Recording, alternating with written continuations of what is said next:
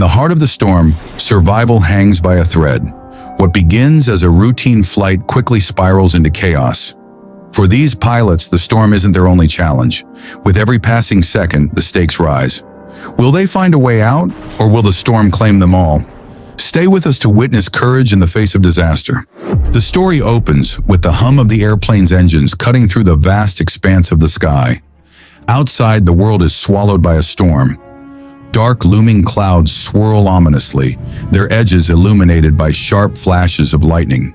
The air is thick with an electric charge, and the turbulence is palpable. The plane shakes slightly, but it's enough to unsettle anyone on board. Inside the cockpit, the pilots are focused, their hands steady on the controls, yet the storm outside seems to press against the glass, as if warning them of something ahead.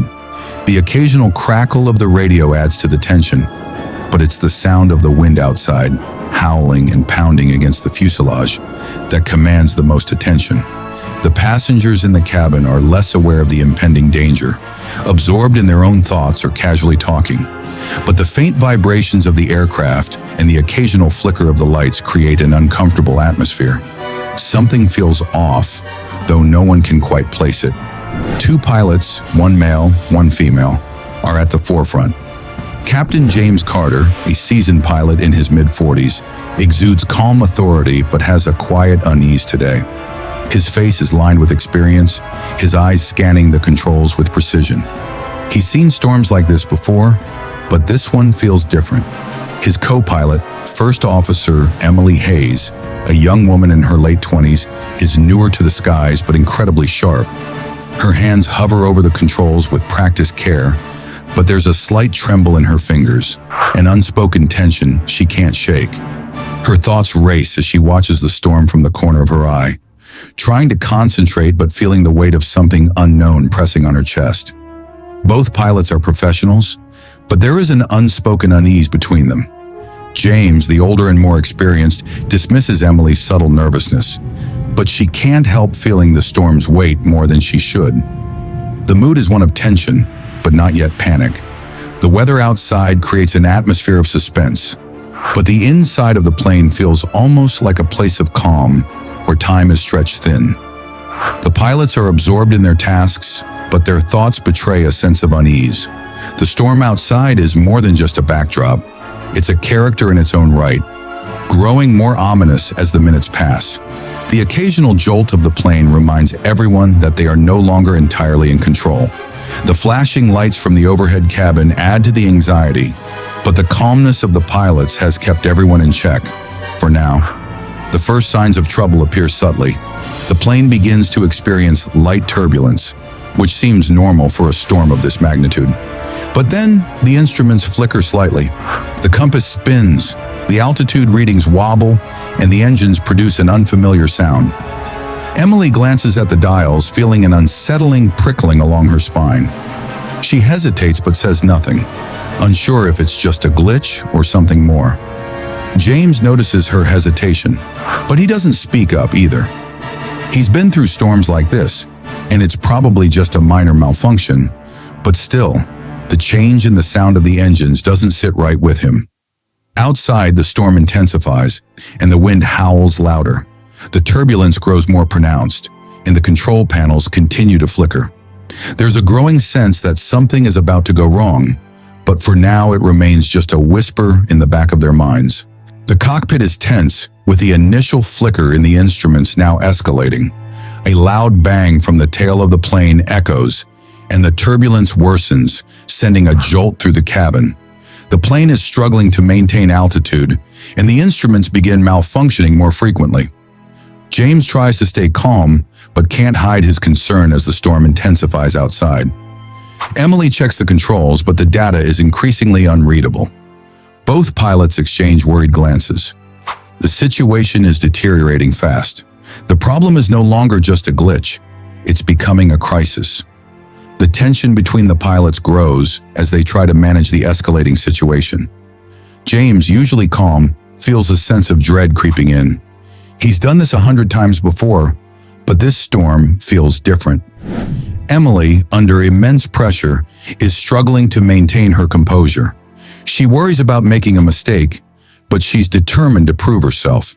The internal conflict within both characters is palpable. James, the veteran, is questioning his own judgment, while Emily is torn between trust in her training and the reality of the situation. Their professional relationship, once steady, is now being tested by fear and uncertainty. The storm outside rages on, and the mechanical issues worsen. The autopilot fails, and the controls become increasingly difficult to manage. The plane's systems are failing, and Emily's attempts to stabilize it are met with resistance. The turbulence grows so severe that the plane's flight path becomes erratic. The engines sputter, and the cockpit lights flicker. With every passing moment, the danger intensifies. The pilots are struggling to keep the plane from spiraling out of control. Meanwhile, the passengers in the cabin sense the growing unease, but they remain unaware of the full scope of the crisis. As the storm reaches its peak, the pilots face a critical decision.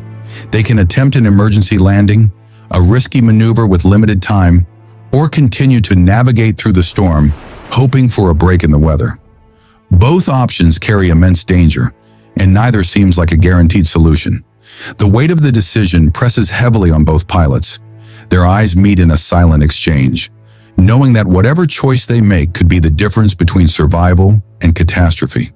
The tension is unbearable, leaving the audience on edge as they await the next pivotal moment. The storm rages with brutal intensity, slamming the plane as it struggles to stay aloft. Rain obscures the cockpit windows, and the control panel blinks red with critical warnings. James clutches the yoke, sweat beading on his forehead. Emily's voice breaks through the noise. "Altitude dropping! We need to act now." The plane shudders violently, throwing passengers against their restraints.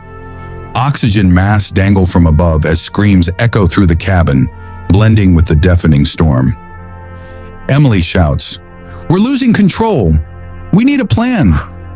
James scans the instruments. The emergency strip is too far. We'll have to put her down somewhere else. Emily spots a clearing through the storm, but jagged rocks make it perilous. "That's all we've got," she yells, adjusting their course. The turbulence grows fiercer, shaking the aircraft to its core. Passengers clutch their seats, their fear palpable. The clearing comes into view, a small patch of ground amidst unforgiving terrain. Emily grits her teeth and guides the plane toward it. Suddenly, the left wing strikes a rock with a sickening crunch, sending the aircraft into a spin. James struggles to stabilize it, shouting instructions over the chaos. Alarms blare as the cockpit turns into a frenzy of flashing lights and urgent commands.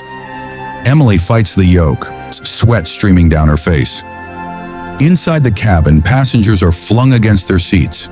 The roar of engines in the storm drowns out all other sounds. Luggage crashes to the floor, adding to the chaos. James yells, "Brace for impact!" The ground rushes up to meet them. The plane slams down, skidding across the muddy clearing. Sparks fly as metal grinds against the earth. The cabin fills with smoke and groans of injured passengers. The plane finally grinds to a halt, its nose buried in the ground. Outside, the storm continues to rage. The roar of the storm fades into an eerie silence, broken only by the creaks of the damaged aircraft. Smoke lingers in the air, mixing with the metallic tang of burnt fuel. Inside the cockpit, James and Emily sit motionless, the adrenaline leaving them as exhaustion takes over. James groans, loosening his harness with trembling hands. "Emily, you all right?" Emily nods, her voice barely audible. "I think so. What about the passengers?" The thought jolts James into action. He stumbles into the cabin, his knees weak, and Emily follows close behind. The scene is chaotic, but not hopeless. Passengers, battered and scared, are alive. Inside the cabin, James and Emily assess the damage. Oxygen masks dangle from above, and the faint cries of passengers echo. A mother holds her crying child, while others sit stunned, processing the ordeal. James raises his voice to project calm. "We're going to help you. Stay seated for now." Emily moves through the aisle, her focus sharp despite her fatigue. She kneels beside a young man with a deep gash on his arm. Using her scarf, she ties a makeshift bandage. "You'll be fine. Just hold this tight." The smell of smoke intensifies. James's head snaps toward the rear of the plane, where a faint glow becomes visible. "There's a fire," he says, his voice taut with urgency. "We need to evacuate now."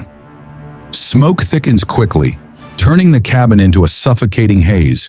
James and Emily spring into action, shouting instructions over the rising panic. "Leave everything! Just get to the exits!" James commands, waving passengers forward. Emily spots an elderly woman struggling to unbuckle her seatbelt. She rushes to her side, guiding her toward the emergency exit. Behind her, James lifts a boy clutching a toy plane, whispering reassurances as he carries him to safety. The passengers spill out onto the wet ground, some crying, others silent with shock. The fire grows, crackling ominously, but James and Emily ensure everyone is clear before retreating themselves. Outside, the survivors huddle in the rain, shivering and wide-eyed. Emily counts heads, her voice hoarse. "Everyone's out. I think we got them all." James exhales sharply, collapsing onto the muddy ground. "We made it," he says, though his words feel hollow as he watches the stunned faces of the survivors. The weight of what they've endured presses down on everyone. The sound of distant sirens brings a faint sense of relief, but the emotional toll is unmistakable. After the storm, the rain had stopped, leaving the survivors drenched but alive. James and Emily stood side by side, surveying the wreckage.